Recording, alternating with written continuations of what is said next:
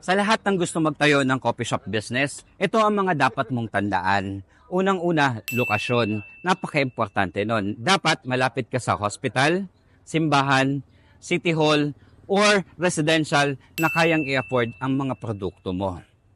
Lalong-lalo na kung mahina ka pagdating sa marketing, mahihirapan ka. Pangalawa, pwede mo i-consider ang franchise. At least, meron kang brand na pwedeng sandalan.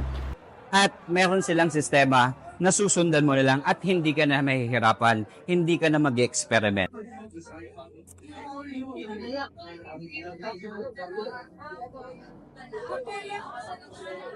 880 lang ang kanilang franchise na competitive kumpara dun sa kanilang mga competitors na with inclusions. Kaya sa lahat ng interesado na magkaroon ng coffee shop business, huwag kalimutan tumawag or mag-message lang sa aking account 0905-462-1528.